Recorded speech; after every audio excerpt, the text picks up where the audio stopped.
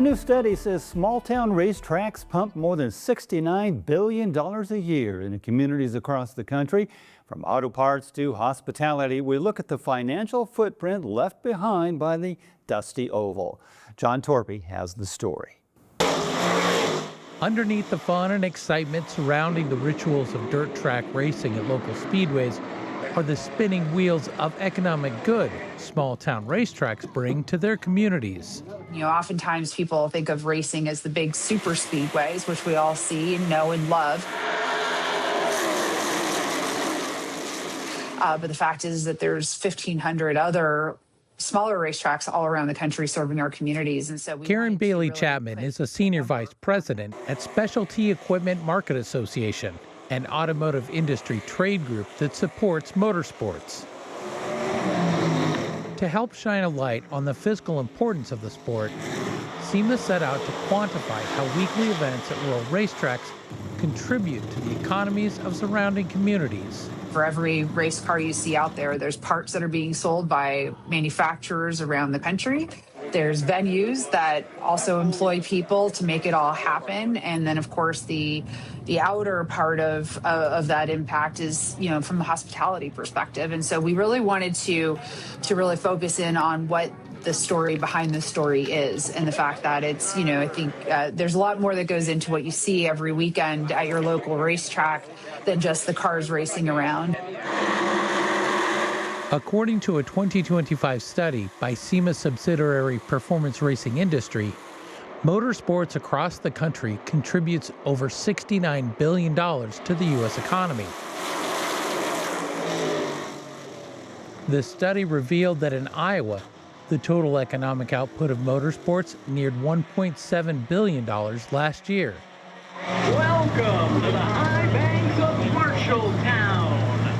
In Marshall County, Iowa, home to the Marshalltown Speedway, Performance Racing Industry calculates the financial boost from motorsports to the community at more than $15 million annually.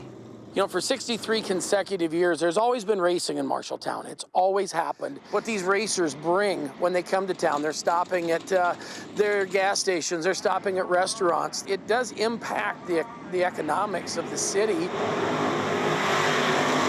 With its high bank turns, the quarter-mile Marshalltown Speedway is nicknamed the bucket list track, a track drivers want to race at least once.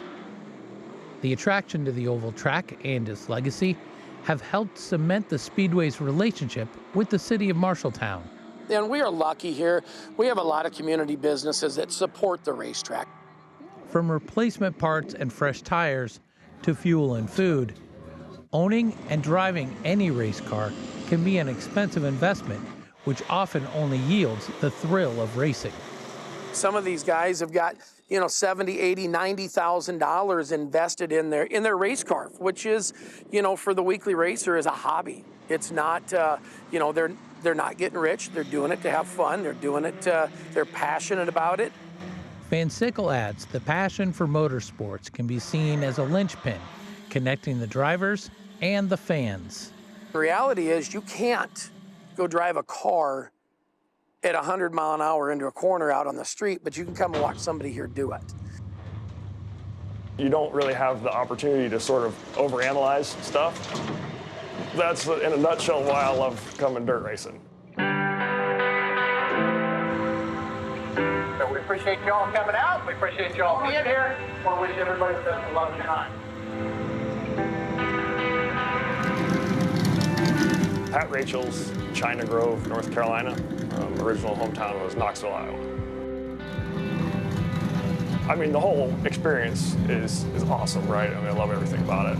I mean, my favorite part probably is in the heat of the race. Everything happens fast. You don't really have time to weigh your options, right? You're just making decisions and going. Things are flying at you, and it's always different. Every lap's different. That's probably my favorite part about it. Pat Rachel's is a second-generation owner-driver who had a hold of a steering wheel before he could walk. Rachel's has carried his love of racing into adulthood as a senior engineer for Toyota Racing Development in North Carolina. His work supports multiple teams in NASCAR and other professional Toyota racing crews. When the opportunity presents itself, Rachels finds his way to his favorite dirt track in the country, the Southern Iowa Speedway. So it's almost two completely different worlds. At the NASCAR level, everything is so fine-tuned, and there's so many people and resources behind a single car. Millions of dollars and you know, tens or hundreds of engineers and mechanics.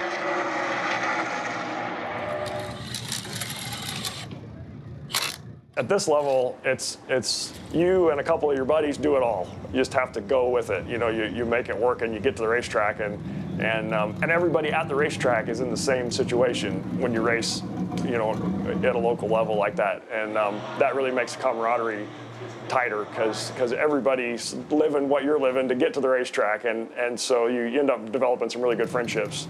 You know, the racing's about family. If you've got a racetrack in your community and you've always thought, why should I go? Just go to support it. It supports community, it supports the people that are passionate about it, and a lot of times it is a business, and it supports that business, and it keeps that avenue open for the people who really enjoy it every week. Great story. And yes, car racing thrives in our state. It's a vital economic engine for small town Mississippi.